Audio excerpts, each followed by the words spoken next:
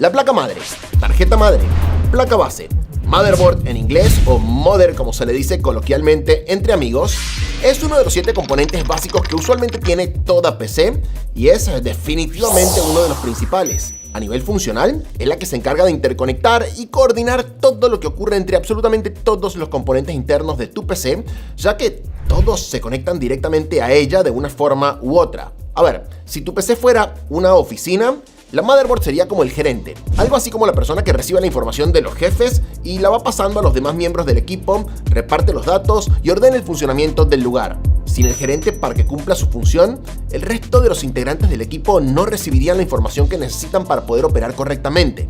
Bien, el día de hoy te voy a contar todo lo que debes saber acerca de las placas madre, desde cómo funcionan hasta sus partes, sus tamaños y formatos. Todo para que puedas tomar una buena decisión de compra o simplemente para que estés más informado y conozcas mejor a tu PC.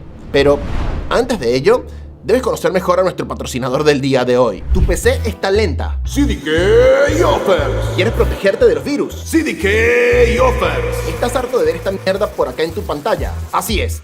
CDK Offers. En CDK Offers vas a conseguir todo lo que necesitas para tu PC, desde claves de Windows hasta claves de videojuegos y mucho más. Si haces clic en el enlace de la descripción, llegarás a esta web en donde podrás comprar la clave de Windows 10 Pro, que sí, obviamente es actualizable a Windows 11. Para comprarla simplemente haz clic acá. Pero tranquilo que este no es el precio que vas a pagar, porque nosotros obviamente tenemos un código del 25% de descuento para ti, gracias a la gente de CDK Offers. El código es SA25, te repito, SA25, y al ingresarlo vas a pagar tan solo este precio de por acá por la licencia de Windows. Una vez hagas la compra, la clave la puedes conseguir en tu mail o la consigues también logueándote en la web, y ahora simplemente sigues los pasos que yo estoy haciendo en pantalla para poder activar tu Windows y hacer desaparecer esta horrible marca de agua para siempre.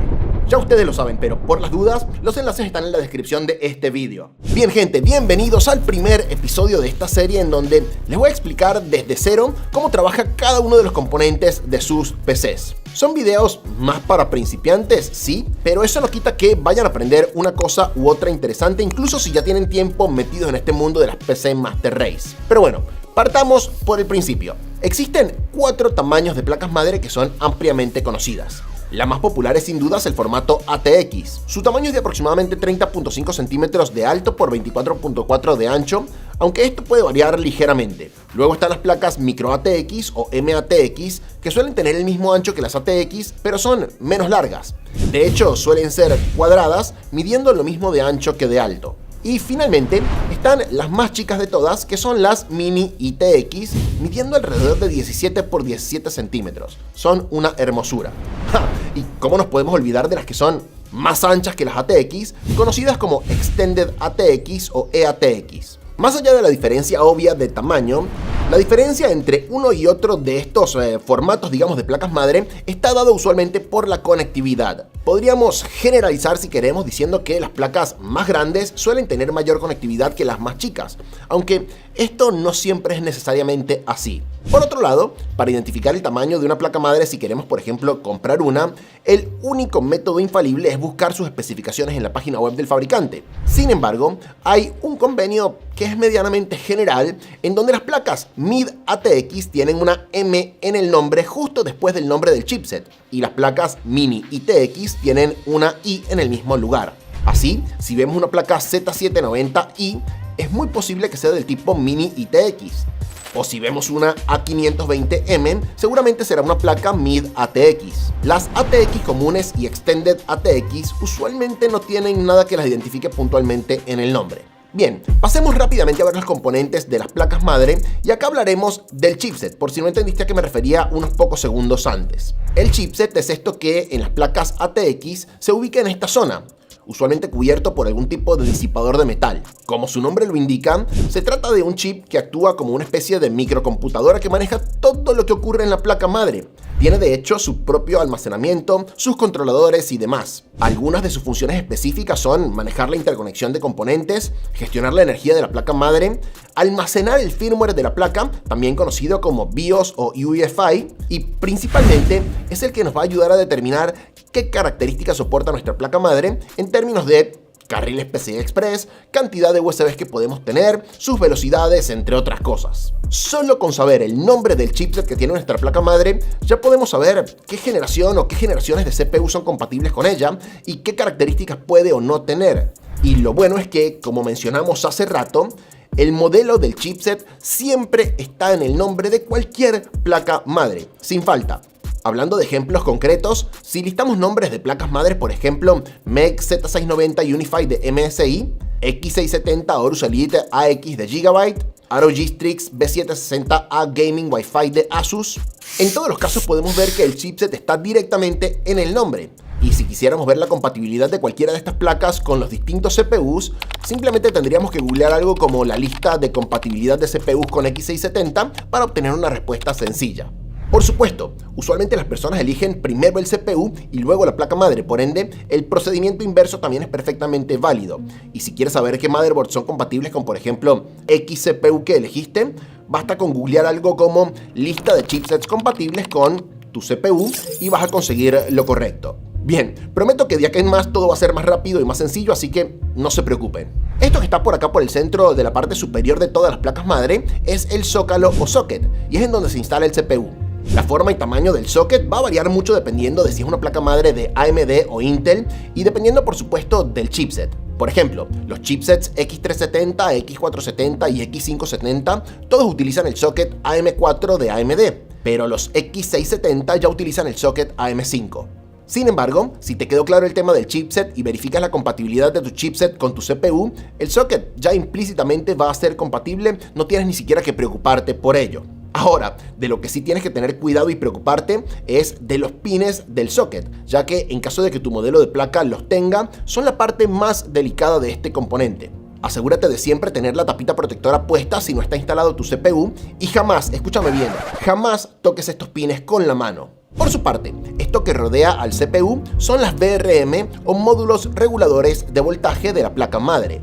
Estos se encargan de regular y controlar la tensión eléctrica que se suministra a la CPU. Lo logran convirtiendo la tensión eléctrica de la fuente de alimentación, que por lo general es de 12 volts, a una tensión más baja y estable que la CPU pueda utilizar, generalmente entre 1 y 1.5 volts. En términos súper sencillos, las VRM actúan como una especie de traductor de voltaje entre la fuente de alimentación y la CPU.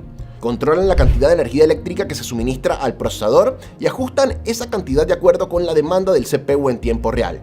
Esto, gente, es extremadamente importante porque los CPUs modernos requieren voltajes muy precisos y estables para poder funcionar correctamente, por lo que unas buenas VRM son indispensables, especialmente si tenemos un CPU de gama alta o más aún si queremos incluso overclockear.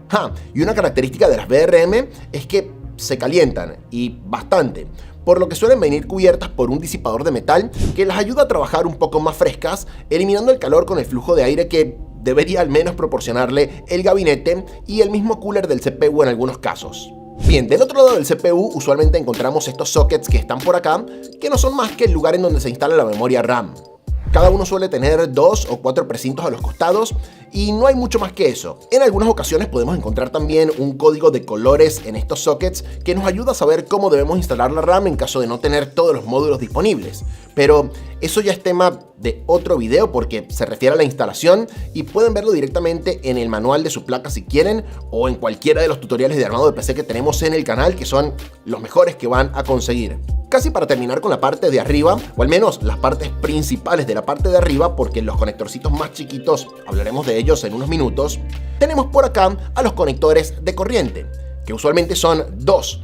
Uno está por arriba al costado de 24 pines y uno está por acá arriba del otro lado, que puede ser de 4, 8, 12 o hasta de 16 pines. Acá, gente, es en donde vamos a conectar los cables que vienen de la fuente de poder hacia nuestra placa madre. El conector de más arriba es conocido como EPS y es el que alimenta a todo lo relacionado con el CPU. El del costado, por su parte, es llamado conector de alimentación principal, pero comúnmente se lo conoce como el cable de 24 pines, y este alimenta a todo el resto de la placa. Comenzando ya con la mitad inferior de nuestras placas, nos encontramos usualmente con estos conectores de este estilo, en donde podemos conectar directamente nuestras unidades de almacenamiento M.2. Estos puertos pueden venir tapados por un disipador en las placas de gama media o alta, o directamente vienen expuestos en las placas más económicas. En total, podemos tener desde 1 hasta 5 puertos M.2 en algunos casos, aunque lo más común es ver de 2 a 3. Por su parte, estos puertos de acá son los puertos o ranuras PCI Express y llevan este nombre gracias a que estos se conectan al chipset y al CPU a través de carriles PCI Express, que esto no es otra cosa que un protocolo de comunicación entre los distintos componentes que están todos conectados a la placa madre. Tal como ocurre con los puertos M.2, podremos encontrar varios en nuestra placa y veremos algo curioso, y es que algunos son un poco más largos que otros. Esto se debe a que no todos cuentan con la misma cantidad de carriles PCI Express. Algunos puertos tienen 1, otros 8, otros 16. Ahora, ten en cuenta que los dispositivos cuyo conector es más chico, como por ejemplo esta capturadora que te estoy mostrando por acá, pueden llegar a conectarse sin problema en los puertos más grandes, los puertos más largos, aun cuando no ocupen todo el espacio. Pero obviamente lo contrario no puede ocurrir porque es físicamente imposible. En estos puertos PCI Express, lo principal que solemos conectar son nuestras placas de video. Sin embargo, cualquier tarjeta de expansión iría acá. Algunos ejemplos son las tarjetas de red, placas de sonido, puertos USB extra, capturadoras como la que ya les mostré, entre otras cosas. Y antes que me olvide, otra cosa que posiblemente vean en su placa madre es esto que está por acá y que parece una pila de reloj. Y bueno, de hecho, es una pila de reloj. Esta sirve para que si apagamos la PC o incluso si la desconectamos, los ajustes básicos de nuestra placa madre no se vayan a perder. Así, si activamos por ejemplo el perfil XMP de nuestras memorias, no tenemos que volverlo a activar jamás, incluso si movemos la compu de un lugar a otro. Bien, antes de pasar a los conectores más chiquitos de la placa madre, si la volteamos, vemos que por acá tenemos un montonazo de entradas. Esto es lo que se conoce como el I/O o Input-Output, y es una parte fundamental de nuestra placa madre, ya que es la que nos va a decir qué cosas podemos conectarle de forma externa a nuestra PC y qué cosas no. Acá suelen estar los puertos USB tanto A como C de las distintas velocidades y protocolos. Tenemos en algunos casos salidas de video para los CPUs que tienen placas integradas. Tenemos salida de audio, ya que la mayoría de placas madre tienen hoy en día una placa de sonido integrada. Tenemos obviamente los puertos Ethernet para conectarnos a internet de forma cableada o conectarnos en red. Estos por supuesto pueden ser de distintas velocidades dependiendo del tipo de gama de nuestra placa madre. Y finalmente puede haber algunos puertos retro, como por ejemplo el puerto PS2 o VGA si nuestra placa madre es un poco viejita. Vale, llegó la hora de hablar de los conectores más pequeñitos de nuestra motherboard. Y ojo, son muchos, pero por suerte varios de ellos nosotros no los vamos a utilizar jamás, porque están pensados o para solucionar problemas o para usos no hogareños, por decirlo de alguna forma. Por este motivo nos limitaremos a los más relevantes para nosotros. Créeme que me lo vas a agradecer. De todos los conectores, el que creo que absolutamente siempre vamos a utilizar es el del ventilador del CPU. Este se ubica usualmente muy cerquita del socket del micro y se ve así como ves en pantalla en este momento.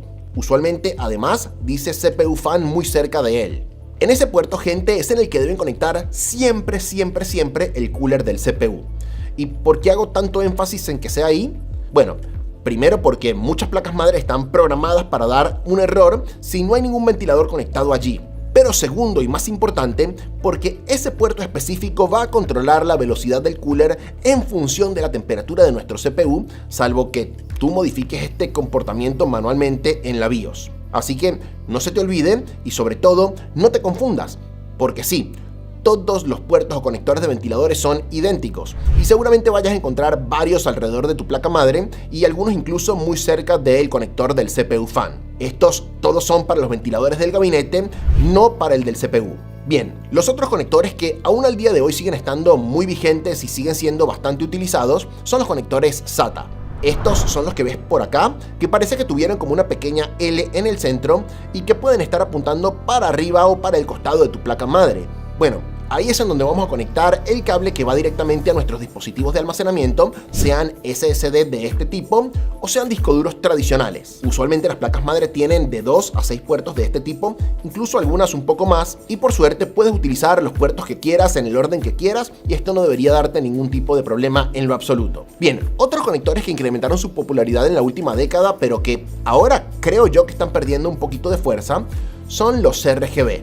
Hay dos tipos de conectores RGB, que son primero los más comunes de 4 pines y segundo los de 3 pines, que son para el RGB direccionable. Es extremadamente importante que siempre se fijen el tipo de accesorio que quieren conectar acá en estos puertos, así como también su orientación y el voltaje del conector y del accesorio. A diferencia del resto de los componentes de una PC, en donde siempre es muy difícil conectar algo mal y dañarlo porque todo tiene una sola posible orientación y un solo posible lugar, acá los LEDs RGB son compatibles con conectarlos de forma invertida y se pueden dañar si los conectamos de forma equivocada, así que atentos.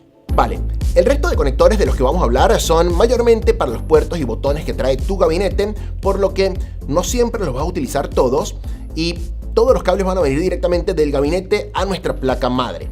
Por ejemplo, estos que están por acá son los puertos USB 3.0 y estos son los puertos USB 2.0. Por su parte, este de por acá solamente se encuentra en las placas más nuevas y relativamente de gama alta, y es en donde conectaríamos el USB tipo C frontal. En los tres casos, estos puertos son los que los habilitan para que ustedes puedan conectar cualquier cosa USB al frente del gabinete, así que tienen que acordarse de conectarlos. Honestamente, quisiera poder decirles que siempre están en el mismo lugar de las placas madre, pero no están así. Sin embargo, suelen estar o en esta zona o en esta otra. Este otro puerto de por acá, que se llama HD Audio, es el que va a habilitarte para utilizar los puertos de audio de tu gabinete si es que los tiene. Aunque yo siempre recomiendo no utilizar estos puertos porque usualmente los que están en la parte de atrás de la placa madre son los que tienen el mejor chip de audio y están muchísimo mejor aislados que lo que tiene el gabinete en la parte frontal. Y finalmente este conjunto de pines que está por acá es lo que se conoce como el F-Panel, y es ahí en donde vamos a conectar nuestros botones de encendido y apagado, el botón de reset, así como también los LEDs de uso de almacenamiento y o de encendido en caso de que tu gabinete todavía los tenga. Bien, gente, resumiendo un poco. Una placa madre tiene dos conectores de energía que suplen la necesidad de todo lo que se conecta en ella. De este lado tenemos el componente más importante, que es el chipset, el cual no solamente almacena la BIOS de la madre, sino que también ayuda a que todos los otros componentes se comuniquen entre sí de forma exitosa. Por acá arriba tenemos al CPU, con sus módulos reguladores de voltaje que transforman la energía de la fuente de poder en energía limpia, estable y útil para el CPU. A la derecha tenemos los sockets para la memoria RAM. Más abajo tenemos los puertos M.2 con o sin disipador para conectar unidades de estado sólido. Tenemos también los puertos PCI Express para nuestras gráficas y o tarjetas de expansión. Tenemos los puertos SATA, conectores de ventiladores, conectores RGB, conectores USB de todos los tipos, conectores del panel frontal.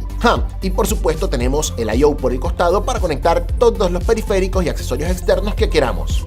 Y creo que eso es todo. Wow, es un viaje de ida realmente conocer todas estas partes de la placa madre, y lo bueno es que este conocimiento te va a servir por muchísimo tiempo, ya que este estándar ha estado vigente desde hace bastante y creo que lo va a seguir estando por un rato largo más. Así que déjame saber si aprendiste algo o no. Si me faltó algo, también déjamelo en los comentarios, yo los voy a leer. Les mando como siempre un abrazo enorme, gracias por habernos visto. Mi nombre es Guayán y nos vemos en un próximo video.